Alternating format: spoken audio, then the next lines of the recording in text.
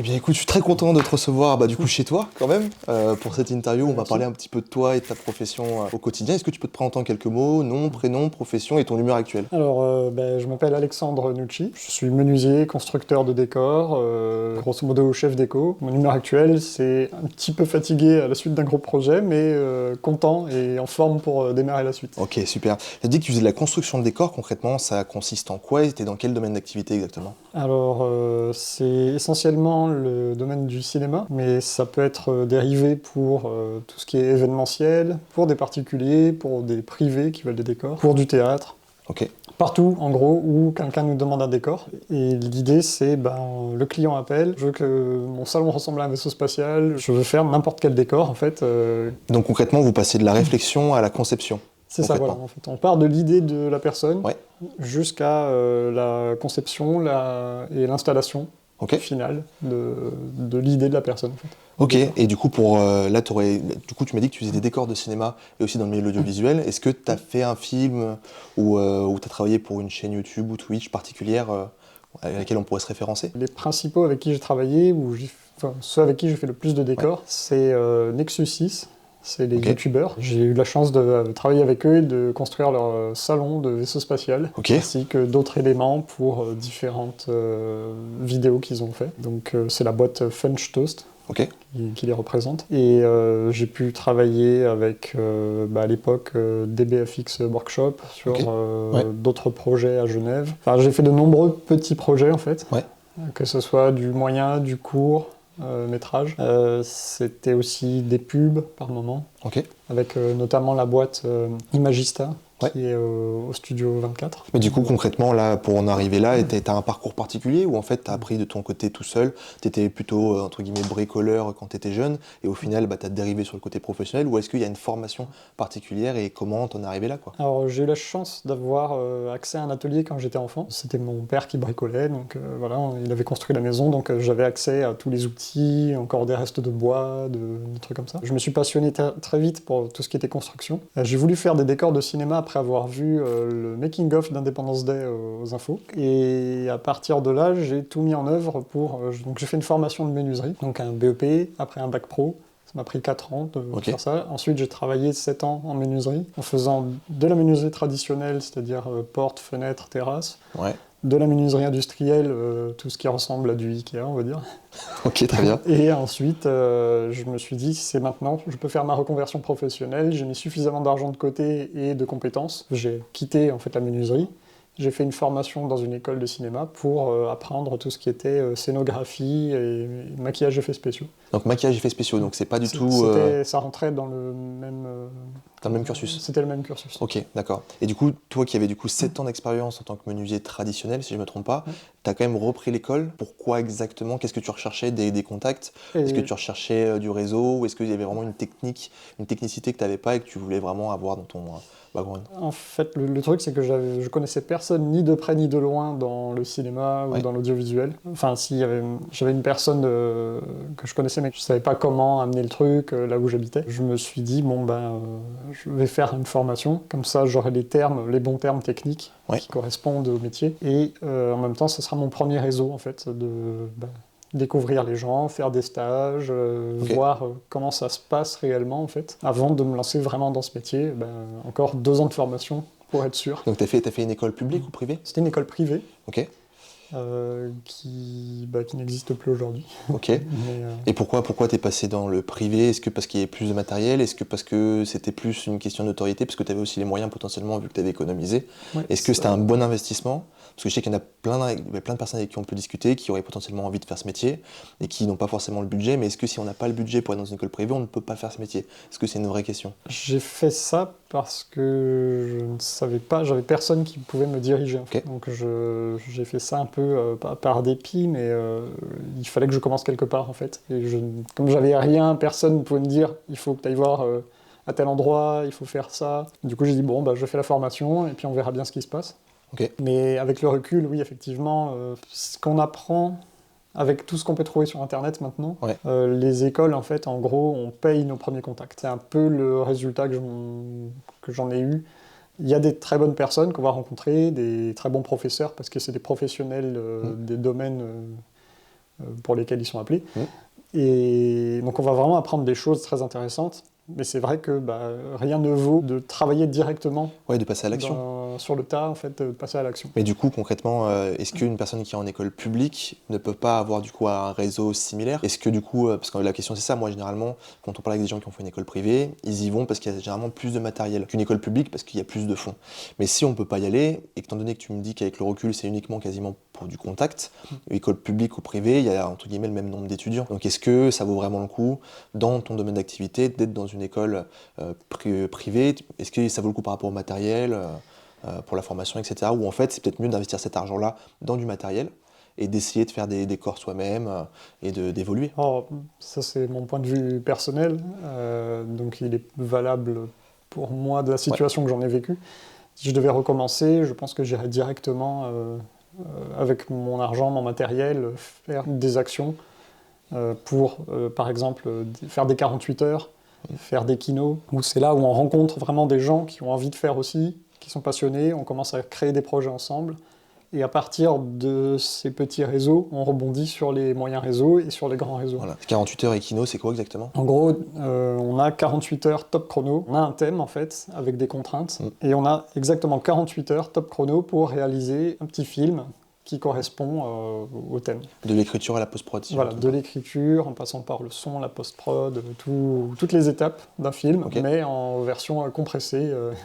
Et du coup, c'est assez marrant parce que les résultats sont souvent drôles, où on découvre vraiment toutes les contraintes qu'on peut avoir en 48 heures. On a un concentré de ce que va nous amener ce métier-là, en fait. Parce que c'est intéressant, tu disais là, par rapport à l'école, moi, peut-être qu'avec tout ce qu'il y a sur Internet, j'aurais pu aussi m'auto-former et garder mon argent pour avoir du matériel.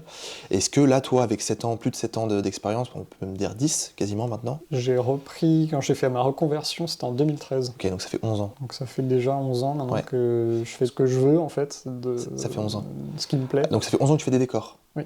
Donc 11 ans plus tes 7 ans à... Donc j'ai 7 ans de menuiserie avant. Donc tu as un peu moins de 20 ans d'expérience dans ce milieu. Est-ce que tu apprends toujours grâce à Internet des nouvelles techniques ou tu es un petit peu rodé maintenant et par conséquent tu sais un peu t'adapter en fonction des clients et des problématiques que tu rencontres? Non, en fait c'est assez drôle parce que c'est un peu comme pour l'informatique. Les matériaux évoluent tout le temps. Rien n'est jamais acquis en fait. On va me demander par exemple de faire 10 fois une soucoupe volante ou 10 fois un temple Maya. Ce ne sera jamais la même contrainte, le même budget, donc il faudra toujours trouver des nouvelles solutions. Entre-temps, les matériaux évoluent énormément. Faut savoir que par exemple, la NASA invente des matériaux qui après passent au côté militaire. Et à partir de là, ça commence à être dans les grosses industries, puis ça devient petit à petit dans le grand public. Et là, on commence à accéder à des matériaux maintenant qui existent depuis 10 ans, mais qui n'étaient pas accessibles. Et pourquoi ils ne le sont pas? Parce qu'ils les testent? Comment ça se passe? Parce que c'est des secrets de fabrication. Là, par exemple, tout ce qui est impression 3D, ça existe depuis qu'on est petit, en fait. Il y avait déjà des jeux avec des trucs imprimés en 3D, que c'est que depuis quelques années qu'on accède vraiment le particulier peut avoir un truc qu'il imprime chez lui. Ok. Et là, par rapport à l'école, tout à l'heure, tu disais que du coup, tu l'avais fait par rapport au réseau. Une fois que tu as terminé l'école, comment en fait tu as fait pour réussir à t'en sortir? Tu as fait des kinos, des 48 heures de ce que j'ai compris. Mais est-ce que, je sais pas moi, tu allé toquer aux portes? Est-ce que tu es monté sur Paris? Est-ce que tu as fait des projets, tu as accepté tous les projets? Comment tu t'en es sorti pour, entre guillemets, arriver là où tu en es aujourd'hui? Alors ça a été compliqué parce que les formations, les écoles ne nous apprennent pas à nous vendre en fait. Que ce soit les écoles publiques, les écoles privées, quelle que soit l'école en fait, du moment qu'on rentre à l'école en maternelle jusqu'au moment où on sort, que ce soit maths sup, n'importe quelle école, on ne nous apprend pas à nous vendre. Et du coup, c'est très compliqué parce que quand on ne sait pas faire, on va bêtement faire un CV, l'envoyer, attendre une réponse qui n'arrive jamais. Moi, ça m'est arrivé de payer des genres d'annuaires en ligne qui communiquent mon CV, mon machin. Sauf qu'en fait, souvent c'est des outils pour les pros qui se connaissent déjà entre eux, donc en fait qui n'ont pas besoin de cet annuaire, qui ne se contactent pas par là, parce que c'est que du réseau de bouche à oreille. C'est vraiment les métiers qu'on fait n'ont pas besoin d'avoir des diplômes. Oui, ça faut le dire. Je me souviens par exemple, j'ai dû faire, j'ai dû envoyer peut-être 200 CV dans ma vie, et à un moment donné, je me suis rendu compte que ça servait à rien, parce que de toute façon, soit il n'y a pas de réponse, soit elle est négative, soit ceux qui donnent une réponse, elle n'est pas, ne nous intéresse pas. En Ouais. fait. Et j'avais eu cette expérience à la menuiserie, je me souviendrai toujours d'un de mes patrons, où j'étais arrivé avec mon CV, il m'a dit « Ah bonjour », il m'a serré la main, il a pris mon CV et il l'a mis dans la poubelle. Et il m'a dit « Viens, je vais te faire visiter l'atelier ». Et en fait, voilà, les métiers qu'on fait, en fait, les gens veulent juste voir ce qu'on sait faire. Ils veulent des gens qui ont la pêche. Ouais. Ils vont préférer bosser avec des personnes qui sont plus fun à vivre, en fait, dans la vie de tous les jours. Oui, parce qu'on les voit au quotidien. Même s'ils sont un chouïa moins compétents que d'autres personnes. Mais du coup, comment on passe de ce truc-là, on envoie plein de CV, on se rend compte que ça sert à rien. Du coup, est-ce qu'il y a une solution miracle? Est-ce qu'il faut aller sur place? La solution, c'est d'aller taper aux portes, d'aller demander. Ce qui s'est passé, par exemple, en 2013, pendant que je faisais ma reconversion professionnelle, j'ai fait ma première année. Et la seconde année, j'ai appris qu'il y avait le tournage de Ma vie de courgette, le film d'animation, qui se passait au studio 24. Et je suis allé, un moment, sur un temps de midi, je suis allé avec mon sandwich, j'ai tapé à la porte de l'atelier décor, et j'ai juste parlé avec les personnes de l'atelier. Ils m'ont dit « Ah bah écoute, ça a l'air intéressant ton parcours, repasse nous voir la semaine prochaine ». J'y suis repassé, j'ai rediscuté avec eux, j'ai fait ça 3-4 fois sur 2-3 mois. Et à un moment, ils m'ont dit bah, « Passe-nous ton numéro, on a besoin d'avoir quelqu'un pour un stage ». Et je suis venu 2 mois avec eux, et en fait, ils ont été très contents parce que comme j'avais fait de la formation menuiserie avant, et que je savais fabriquer, ça les a aidés. En fait, j'étais pas un simple stagiaire qu'ils allaient devoir driver en fait. T'avais de vraies compétences. J'ai eu mon premier début de réseau pro à ce moment-là, parce que j'avais des numéros de chef déco, des numéros de constructeurs, des numéros de producteurs, et petit à petit, ces gens-là m'ont aidé, puis après on s'est perdu de vue, puis on s'est revus 3 ans après, puis ils m'ont aidé. De près ou de loin, c'est grâce à ces gens-là qu'aujourd'hui j'ai cet atelier. Ok, donc c'est l'histoire d'un jeune homme avec un sandwich qui va toquer à une porte et qui, au final, arrive à avoir un feeling avec des gens. Il faut être naturel. Il faut aller parler aux gens. Il ne faut pas forcer non plus. Il ne faut pas arriver et dire « Bonjour, mais je veux ça. Je veux une place, absolument. » C'est juste « Bonjour, j'existe. Si vous avez besoin, ça m'intéresse. Merci. » Et laisser les gens tranquilles, en fait. Et voir, de temps en temps, envoyer une petite relance pour rappeler qu'on est là. Et que, voilà, parce que malheureusement, ça arrive... Moi-même, j'ai eu des demandes de stage que j'ai sûrement raté parce qu'il y a des périodes où je recevais jusqu'à 70 mails par jour parce que j'étais sur 3 projets en même temps et quand il y a une demande de CV qui passe au milieu, quand on bosse 15 heures par jour, malheureusement la demande de CV passe à la trappe. Je sais que c'est pas bien, j'ai essayé au début de répondre à tout le monde et en fait c'est impossible. Envoyer des CV par mail, c'est pas une bonne idée pour moi, il faut vraiment se déplacer, voir les gens. Parce qu'il y a ce truc-là, nous aussi, je sais qu'on a eu soit des stagiaires ou des gens avec qui on peut travailler ou nous-mêmes. On a par exemple pour un nouveau client, on lui fait une proposition d'une vidéo qui pourrait l'intéresser. Au lieu de lui dire, on aimerait bien vous faire ça comme vidéo, on fait une vidéo, on lui propose, on dit, bah voilà, si vous voulez travailler avec nous, voilà le résultat que vous allez avoir. Mais du coup, dans ton milieu, on peut pas construire un décor et te l'amener, tu vois, c'est plus compliqué. Ou de le faire en photo, mais on n'a pas d'atelier, ou... Oui, mais par exemple, je me souviendrai plus facilement d'une personne qui est venue, avec qui j'ai discuté dans l'atelier, et qui m'a dit, bah tiens, je peux t'aider à porter ton truc si tu veux, puis on continue de parler pendant que je fais mon activité. Cette personne, je vais avoir tendance à me rappeler beaucoup plus facilement et à me dire j'ai besoin de quelqu'un, j'ai cette personne en tête, je l'appelle, plutôt qu'un mail. Oui, parce que tu auras un visage. Et voilà, j'ai un visage, j'ai parlé avec la personne, je me souviens comment elle était habillée, on a pris un café ensemble. Il s'est passé une interaction qui fait que mon cerveau va s'en souvenir. Parmi la multitude de choses qui se passent dans la journée, j'ai un souvenir de cette personne. Alors qu'un mail, j'ai 3000 mails en attente qui ne sont pas ouverts sur ma boîte, par exemple. Oui. Désolé.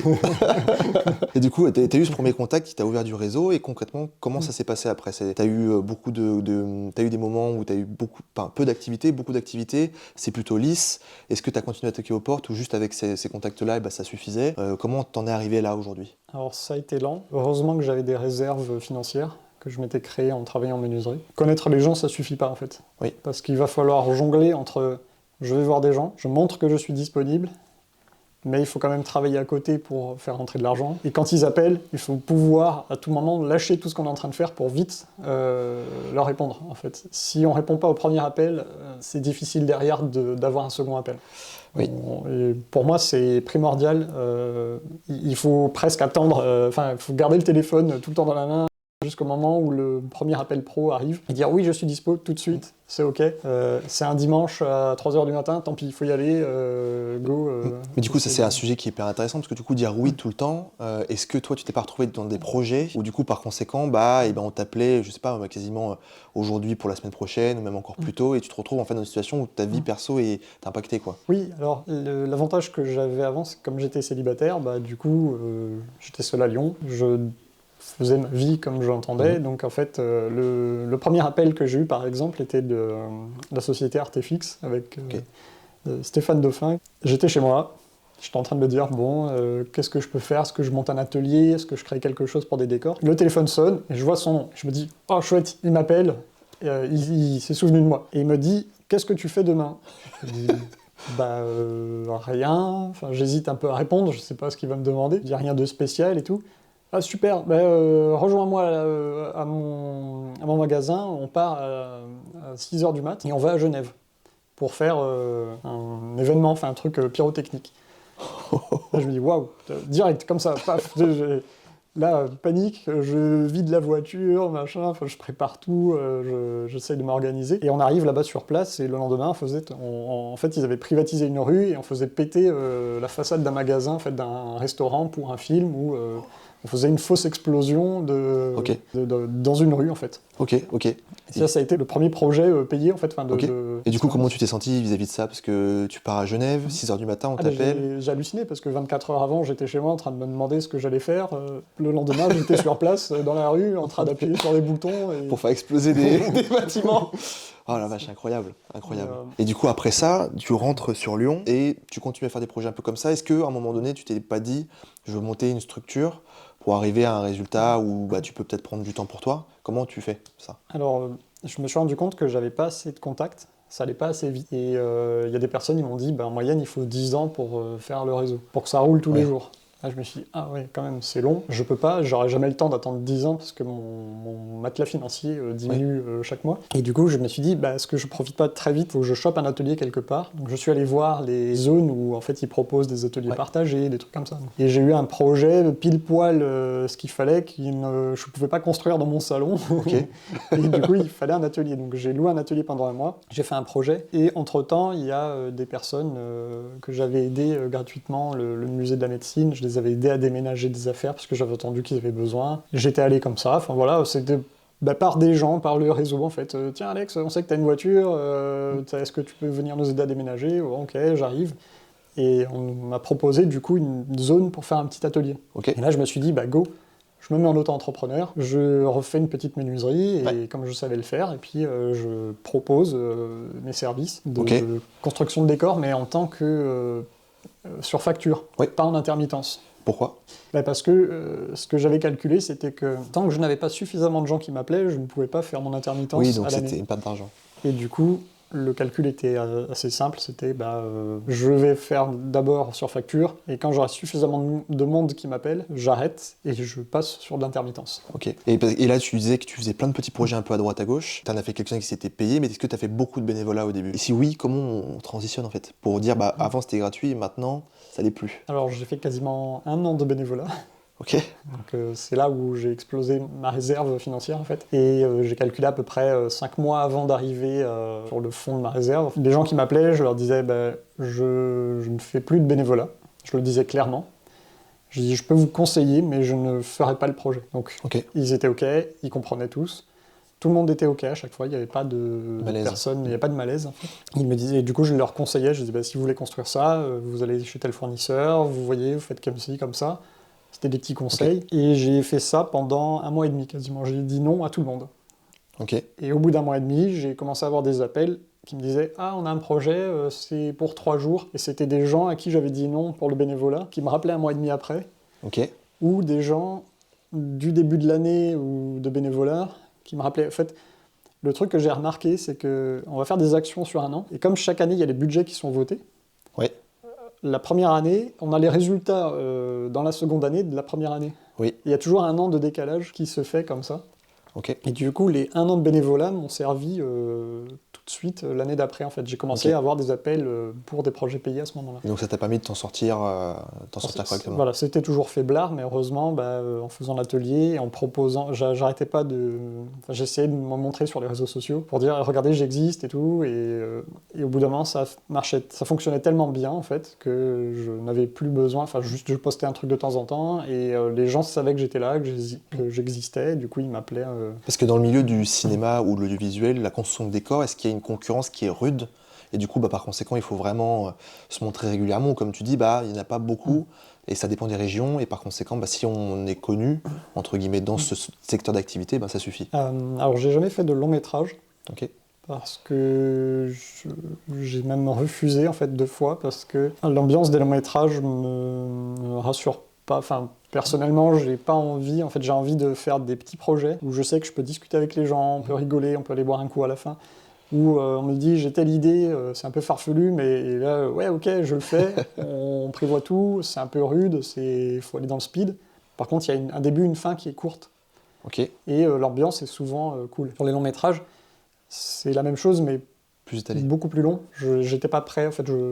Mais du coup, est-ce que c'était une a priori, vu que tu n'en as jamais fait, ou est-ce que tu as eu des retours de personnes qui travaillaient déjà dedans ? Est-ce que tu as déjà fait en tant que bénévole des longs métrages et par conséquent, tu as vu un peu... C'était plus des retours de personnes qui avaient fait pendant longtemps, pendant plusieurs années, qui étaient en construction, un truc comme ça. Okay. Ils m'ont dit, en fait, tous revenir, enfin, que je faisais bien de garder des petits projets, que c'était beaucoup plus... sain. Plus simple, plus agréable, plus posé. Alors le rythme est aléatoire du coup, parce qu'on gère nos horaires comme on veut. Il n'y a pas la sécurité des heures qu'on va avoir sur des longs métrages, des choses comme ça. On ne va pas avoir autant de budget, tout est moins...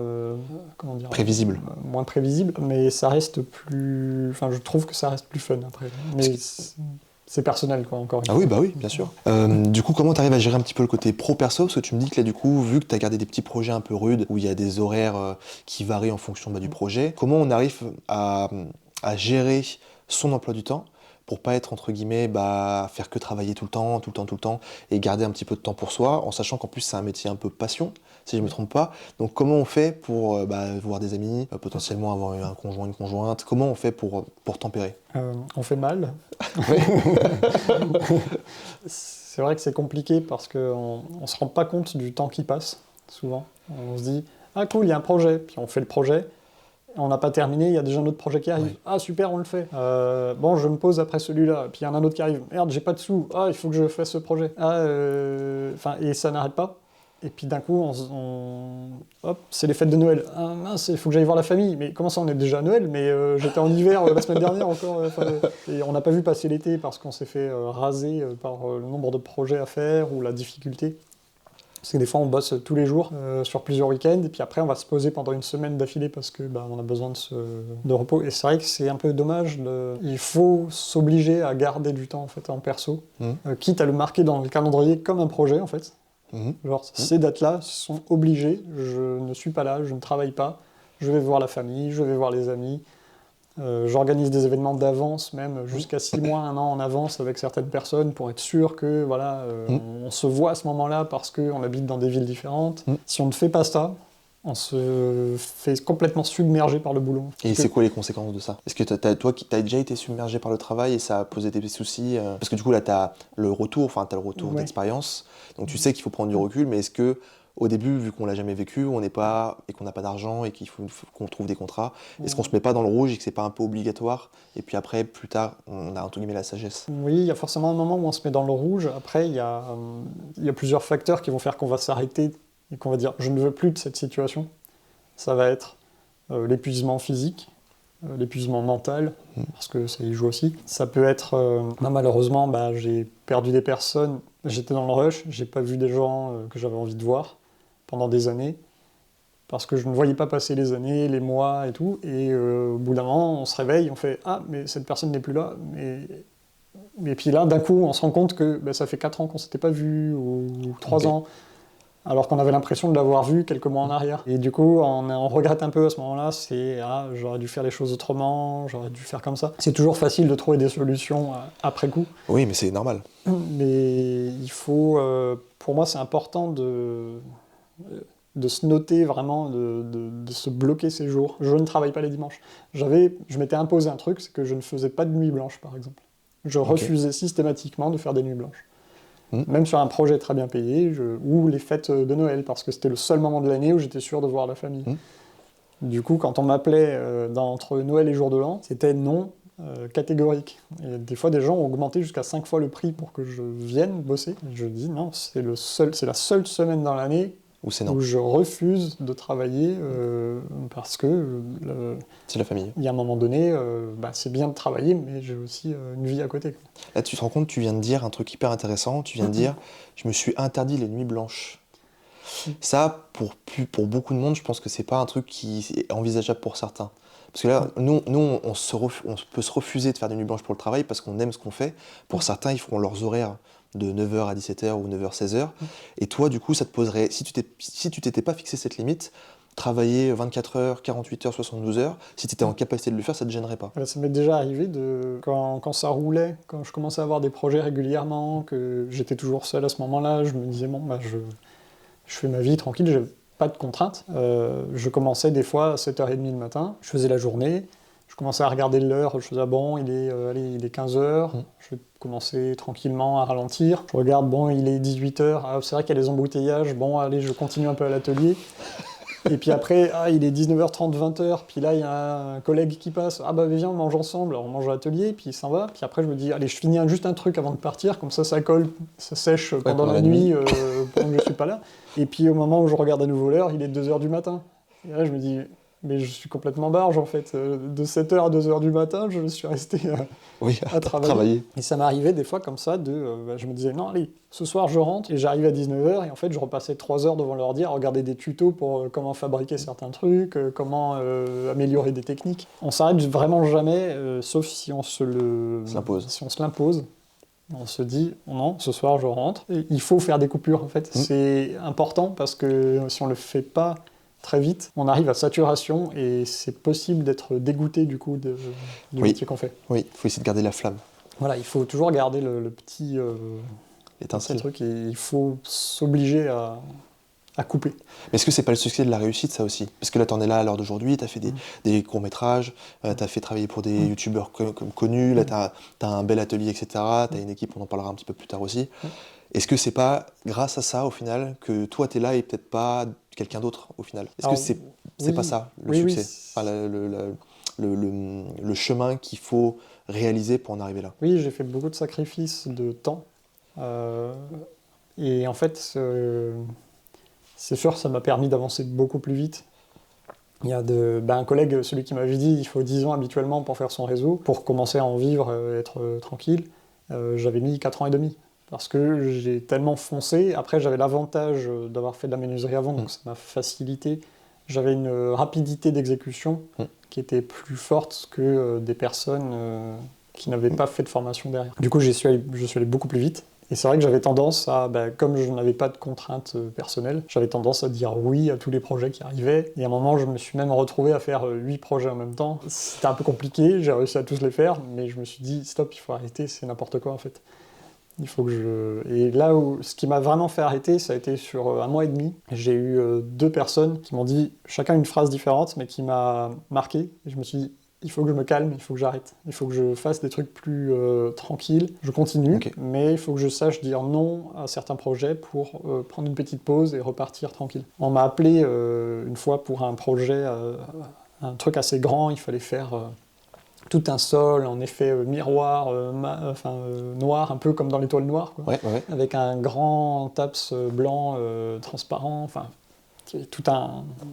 toute une construction à faire et tout. Et cette personne m'appelle, je suis en tournage à ce moment-là, j'attends de récupérer mes feuilles de décor, et il m'explique tout son projet, je lui dis mais bon, c'est gros ton truc à faire, mais c'est pour quand? Et il me dit c'est pour après-demain, soir, qu'il faut le faire l'installation. Et là je suis au téléphone, et j'ai dit mais... je me dis, mais c'est impossible à faire ton truc, parce que je voyais pas à quel moment quelqu'un pourrait lui faire. En 48 heures, oui. Et là, il me dit, je sais, c'est pour ça que je t'appelle. Et c'est là, en fait, donc j'ai réussi à lui faire son projet. J'aurais pas dû, parce que je me suis retrouvé avec 2 camions cul à cul, avec les haillons. Je prenais un morceau du décor dans un camion, je le peignais, je le remettais dans l'autre à côté. Et j'ai fait ça pendant 3 heures tout seul, à me faire l'échange entre les camions, aller garer le premier camion, revenir à pied, enfin j'ai fini à 2 heures du matin. Et après, le lendemain soir, du coup, j'allais installer tout le décor. Ça s'est très bien passé, tout le monde était content, mais le problème, c'est qu'après, je me suis rendu compte qu'il m'a fallu presque 10 jours pour ranger mon atelier, tellement ça avait été le chaos à l'intérieur de tout ramener d'un coup, tous les projets, sans jamais les ranger entre chaque fin. Et donc cette personne me dit, c'est impossible à faire, c'est pour ça que je t'appelle. Et la deuxième personne, c'était, ah ben je passe, ah ben vous faites une fiesta, et je connaissais quasiment tout le monde. Je dis, bah n'hésitez pas à m'appeler quand c'est comme ça. Ah ben on t'appelle plus parce que t'es jamais dispo. Ouais, ça fait mal un peu. Et là, je me suis dit, ah. Et je me suis dit, merde, c'est vrai que du coup, on n'y pense pas, mais de tout le temps courir, on en oublie d'appeler les amis. C'est des trucs simples, c'est juste un appel, ça prend 10 minutes. Un vocal. Voilà. Et en fait, on le fait pas parce que on se dit, ben oui, mais ces 10 minutes-là, c'est les seules 10 minutes que j'ai où il se passe rien. Je suis tranquille. Oui, et puis surtout qu'on n'y pense pas en vrai. Je pense qu'il y a un peu ce truc-là, tu n'y penses peut-être pas, tu es dans le rush, les jours on les perd. Enfin, je sais pas comment toi tu vois la semaine, est-ce qu'il y a vraiment un week-end où tu sais plus quel jour on est, tu vois, il y a un peu ce truc-là. Moi, ça m'arrive assez régulièrement de pas être sûr de quel jour je suis. De regarder, je suis obligé de regarder le calendrier quoi, pour être sûr que je suis jeudi ou dimanche ou lundi. Et du coup, là, à l'heure actuelle, tu as réussi à faire tous ces petits projets, t'as tourné du coup dans des courts-métrages, tu as fait aussi des décors pour des youtubeurs ou des streamers. Et là, à la fin, ton local d'activité que tu as gardé un peu plus d'un mois, et après, tu as déménagé pour obtenir quelque chose de plus grand, et puis qui est l'endroit où tu travailles à l'heure d'aujourd'hui. Comment ça s'est passé? Qu'est-ce que tu fais à l'heure actuelle? Alors là actuellement, donc, on s'est groupé à plusieurs personnes. Donc c'est parti du postulat que indépendamment, c'était trop dur. J'avais atteint une limite, par exemple, j'en avais parlé avec ces personnes-là. En fait, seul, c'est cool, mais il y a un moment où on en a marre d'être seul. Parce que physiquement, ça commence à devenir compliqué quand même. Et surtout, on atteint une espèce de maximum de ce qu'on peut faire, et on ne peut plus le dépasser. Okay. Parce que soit il manque des gens, soit il manque du temps, en fait. Okay. Ou physiquement, ce n'est plus possible. Certains décors, j'étais inquiet parce qu'on m'appelait pour des décors de plus en plus gros. Et à un moment donné, je me suis dit, mais comment je fais, du coup ? Si je suis seul, je ne peux pas gérer ce truc. Les porter, ouais. Et du coup, l'envie de retravailler à nouveau en équipe, comme je faisais à la menuiserie, c'est revenu. On en a discuté avec des collègues. On s'est dit, cool, moi c'est pareil, j'ai le même problème. Ah, moi aussi. Du coup, on s'est associés. On est 4. Et on a une personne qui nous fait tout ce qui est sculpture, moulage, effets spéciaux. Une personne qui va nous faire la direction artistique, illustration, et qui va aussi venir faire la patine sur les décors, donc faire les finitions peinture, voilà, tout ça. Donc c'est très intéressant parce que c'est la personne qui fait le début et la fin des finitions en fait. On va avoir une autre personne qui nous fait tout ce qui est communication, les réseaux, la relation client, parce que c'est très important, ça faut t'appeler, etc. Et du coup, moi, qui fait tout ce qui est construction de décor. Okay. Donc notre but, c'est de pouvoir créer un atelier qui condense construction de décors, effets spéciaux. Comme on imagine en fait les studios de cinéma en fait, où on se dit on veut voir passer des décors sur des chariots, le gars qui passe en costume, enfin voilà tout. Et donc là, à l'heure actuelle, vous êtes sur un projet, quelque chose que tu pourrais nous dire, nous citer. Est-ce qu'il y a quelque chose en particulier ou plusieurs projets actuels? Je sais qu'il y a des planches de décors qui sont en construction, et je sais qu'il y a peut-être d'autres plans qui arrivent. Est-ce qu'il y a quelque chose que tu peux nous dire un peu en avance ou pas du tout? Je peux pas dire le nom des projets, je peux teaser un peu. Alors il faut que je fasse attention à ce que je dis pour pas... On est sur un projet de décor spatial pour une entreprise qui fait de la VR, de la réalité virtuelle, mais qui aimerait que quand les clients arrivent, ils sont dans un vaisseau spatial. Et il y aurait 300 mètres carrés de décor à faire. Donc c'est du décor qui est plus poussé que du décor cinéma, c'est-à-dire que dans le sens où le décor de cinéma est éphémère, et là ce serait un décor fixe sur plusieurs années qui resterait, qui serait potentiellement améliorable, modulable. Ça va être c'est de plus en plus des boîtes de jeux vidéo, des particuliers aussi qui nous appellent de plus en plus, qui ont de l'argent, souvent des geeks, qui se disent trop bien, je veux ce décor que je rêve depuis que je suis petit. Et tu vois, ce gros client, c'est lui qui vous a trouvé? C'est vous qui l'avez contacté? Comment on en arrive à tomber sur un projet de 300 mètres carrés, un décor qui est fixe, un décor vaisseau spatial? Comment on en arrive là en fait? Les réseaux, à force de communiquer sur les réseaux, il y a des gens qui s'abonnent, qui se disent hey, tiens, mais ça m'intéresse ce qu'il fait ce gars-là, je vais le suivre. Ça va être au moment où on fait le projet physiquement, on installe un décor, les gens parlent entre eux, ils s'appellent et regarde, clique, ils prennent la photo, ils envoient à leurs potes, et regarde ce qu'ils ont fait, c'est incroyable, ah trop bien, c'est exactement ce qu'il me faut, il faut que j'en parle à la prod de machin. Okay. Et ça se rebondit un peu comme dans Retour vers le futur, oui. Dans la scène où il appelle hey Marvin, écoute ce son, et puis il s'envoie la balle. Je me souviens très bien. En fait, c'est assez marrant parce que c'est la moitié du boulot, ça va être le réseau. Okay. C'est d'aller à des soirées, parler à des gens, boire des coups, sympathiser. Il ne faut pas y aller forcément pour choper des trucs. C'est pas ça qui va ramener en fait. Ça a même tendance à faire fuir les gens. Il faut juste y aller, passer un bon moment, profiter, partir. Qu'est-ce que tu fais toi? Ah ben moi je fais des décors, ah trop cool, putain. Et puis 2 mois après, 3 mois après, 10 mois après, la personne rappelle hey, j'ai quelqu'un qui veut un décor, j'ai pensé à toi, parce qu'on en a parlé la dernière fois. Là, par exemple, moi-même, je suis encore surpris d'événements où je rencontrais des personnes il y a 4 ans en arrière, on s'est vu un quart d'heure, et je les recroise aujourd'hui, et ils me disent ah, mais t'es Alexandre, et puis ils ont presque le prénom, enfin le nom de famille sur le... Et je suis surpris, parce que je me dis mais ce gars-là se souvient de moi alors qu'on s'est vu un quart d'heure. Il y a 4 ans. Ok. Et là aussi, par rapport au décor, là, vous avez ce gros projet que tu viens de teaser, et il y a aussi des planches de décor. Comment, concrètement, qu'est-ce que c'est? À quoi ça sert? Et quel est le but, en fait, de créer ça? Qu'est-ce que vous en faites? Alors, l'idée des feuilles de décor, ça, par exemple, c'est une feuille de décor. C'est de recréer très vite un espace. Par exemple, pour un film, ils vont avoir besoin de faire une chambre d'enfant. Okay. Eh bien, il va falloir une porte. Okay. Donc voilà, avec le panneau, la porte. Il va falloir une fenêtre. Donc on va faire la même avec une fenêtre. Il va falloir du mur plein, simplement pour accrocher des posters, pour mettre des étagères, ce genre de choses.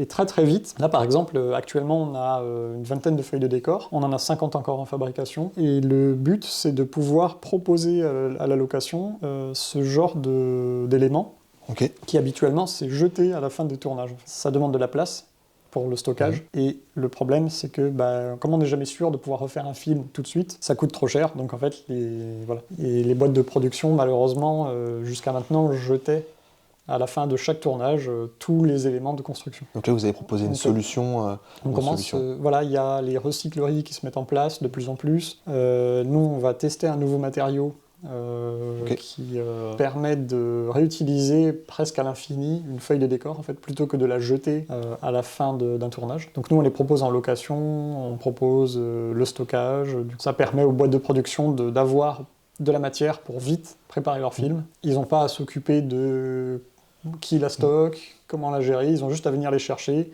s'en servir, nous les ramener, et pour eux c'est terminé, et c'est à la fois écologique, parce que du coup c'est pas jeté, nous on les retraite derrière, on les réattribue, s'il faut on les ponce, si on les repeint, voilà, il y a toujours un moyen de la récupérer. Donc eux ils gagnent entre guillemets du temps, parce qu'ils ne le fabriquent pas, ils gagnent du temps, ils gagnent de l'argent, parce qu'ils ne le stockent pas entre les films, et entre guillemets ils n'achètent pas les matériaux et les gens qui les construisent, donc vous offrez une solution à la fois écologique et économique, de temps. Et concrètement, pour résumer, les feuilles de décor, ça permet de on peut créer une pièce complète. Voilà, on les assemble les unes à côté des autres, comme ça. Ouais. Et on fait un carré, un rectangle, ça peut être des constructions, ça peut être une façade de château fort. On peut appliquer ce qu'on veut sur la partie... donc là, actuellement, c'est des feuilles de décor en bois, en contreplaqué. Les prochaines seront dans un nouveau matériau écologique, en grosso modo, c'est des habits compactés. Oh, d'accord. Voilà, et ensuite, on met un papier, on appelle ça le papier américain. C'est un film autocollant, qui peut être peint, crépi, on fait ce qu'on veut dessus, et ensuite il n'y a plus qu'à le tirer, et la feuille de décor reste propre, en fait. Et donc, on peut l'utiliser en boucle, sans avoir la contrainte de une feuille de décor en bois, par exemple, il va falloir la peindre. Mais sauf que au bout de 10 locations, il y aura 10 couches de peinture différentes dessus, et au bout d'un moment, ça commence à s'effriter, à faire des trucs pas très propres, pas très beaux. Et celle-ci, du coup, elle est en construction, Voilà, celle-là est en construction. Donc on a réparé un cadre qu'on nous a donné avec une porte, et on est en train de la réhabiliter, du coup, pour la proposer à la location. Ok. Et il y a encore des finitions à faire dessus, donc boucher les trous de vis, poncer la pâte qui a été mise, mettre des petites baguettes pour faire les finitions propres. Ok, super. Et là, concrètement, toi, si tu devais te parler, entre guillemets, face caméra et te donner un peu tes objectifs professionnels sur les 5 prochaines années, où est-ce que tu aimerais en être? Est-ce que tu pourrais te laisser un message que tu pourrais revoir dans 5 ans te concernant, carrière pro? Est-ce que tu seras toujours en société avec tes associés? Est-ce que vous serez plus nombreux? Qu'est-ce que tu te dirais? On aimerait beaucoup ce qu'on est en train de mettre en place maintenant. C'est déjà en train de grossir parce qu'on va choper prochainement du local un peu plus grand pour avoir une plus grosse menuiserie, pouvoir intégrer réellement un atelier d'effets spéciaux, sculpture, moulage, résine. Et notre but final, c'est l'atelier des studios de cinéma en fait, d'Auvergne-Rhône-Alpes. Ok, donc ça c'est pour dans 5 ans. Enfin, c'est un but. Après, s'il est plus petit mais que ça fonctionne, tant mieux. Si c'est plus grand, tant mieux aussi. On se donne une idée de ce qu'on aimerait, et on avance dans cette direction, et puis quel que soit le résultat, ça sera forcément bien en fait. Écoute Alexandre, merci beaucoup. Si jamais vous voulez récupérer du coup les informations sur leur entreprise, n'hésitez pas à aller voir leurs réseaux sociaux qui seront indiqués du coup dans la description. Et encore une fois, merci pour cet entretien, ça m'a fait plaisir de te voir. Et puis toutes ces explications, etc. J'espère que ça a plu du coup aussi aux personnes qui nous regardent. Et puis on se dit à la prochaine. Ouais, on se dit à la prochaine, ça marche. Ciao, ciao. Merci. À bientôt. À bientôt.